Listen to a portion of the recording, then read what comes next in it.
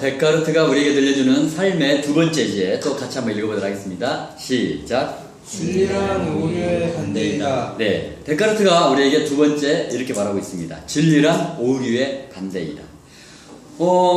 정말 진리에 대해서는 우리가 많이 궁금한 것 같아요. 저도 29살에 공부를 시작하고 항상 고민했어요.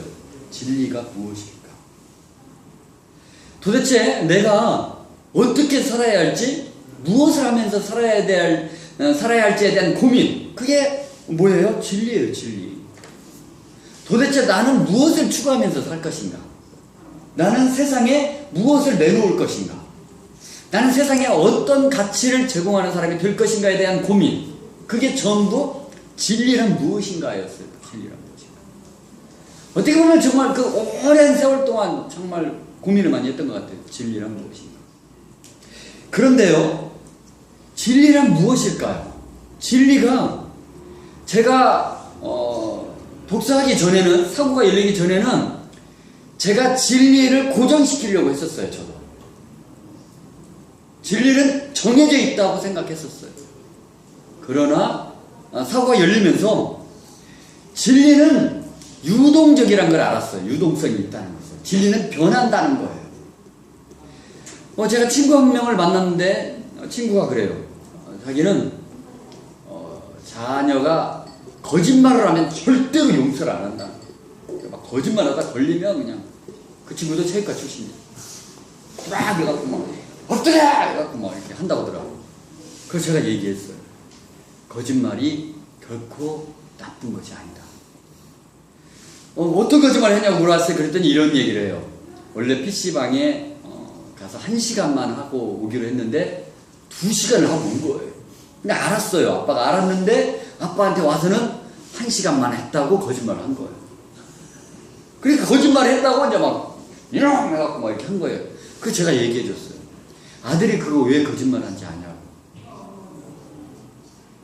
너를 위해서다. 내가 아들이 아빠한테 나 PC방 가서 2시간 하고 왔다고 하면 아빠가 막 화가 나고, 뭐야 이 녀석아 막 할까봐, 아빠 스트레스 받을까봐 1시간만 와고 왔다가 아빠를 위해서 거짓말을 한 거다. 그래서 거짓말이 결코 나쁜 게 아니다. 제가 얘기했어요. 늘 얘기하잖아요. 항상 진실이 항상 좋기만 할까요? 자, 진실이 옳다고 생각했어요. 그런데 난 진실을 밝혀야 돼요. 그래서 어떤 사람을 둘만 알아야 하는 비밀이 있었어요. 근데 그 진실을 내가 밝히기 위해서 모든 사람한테 그걸 밝혀버렸어요. 그럼 그 사람은 어떻게 될까요? 내가 진실을 밝힘으로써 그 사람은 어떻게 됐을까요? 자, 그렇다면 내가 그 진실을 밝힌 게 옳았을까요? 아니에요. 저는 그게 악이라고 생각해요. 자, 거짓말이 있어요. 거짓말이 항상 나쁠까요?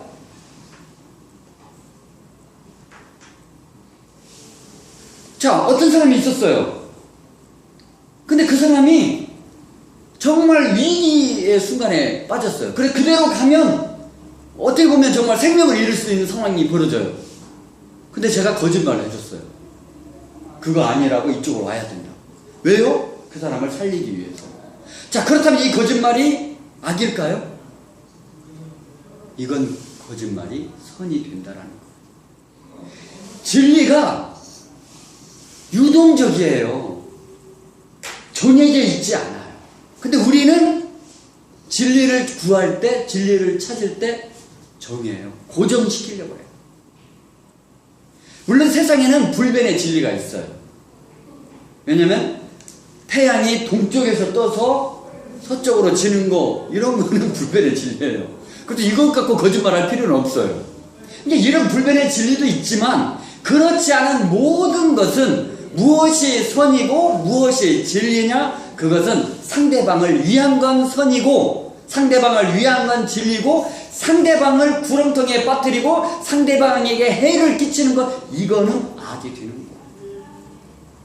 그래서 이제 지금부터 우리가 진리를 구할 때 도대체 내 삶에서 무엇을 진리로 정할 것이냐, 내가 말하고 행동해야 하는데요. 내가 어떤 선택을 해야 되는데요. 그때 어떤 선택을 할 것이냐? 무엇을 따라서 선택을 할 것이냐? 그럴 때 진리는 항상 사람을 위하고 사람을 사랑하는 길에 있다는 것.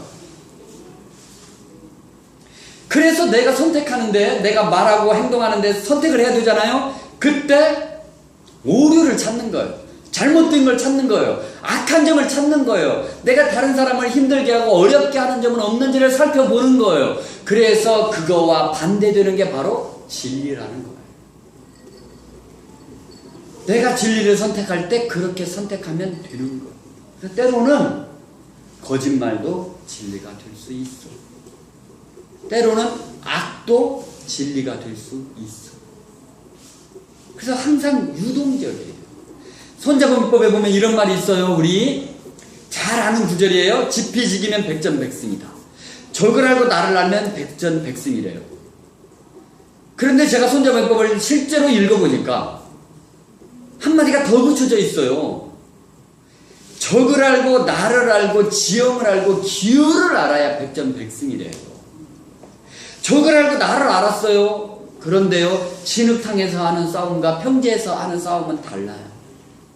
적을 알고 나를 알았어요. 비 오는 날 하는 전쟁과 맑은 날 하는 전쟁은 달라요. 손자병법의 핵심은 뭐냐? 임기응변에 강한 사람이 되어야 한다는 거예요.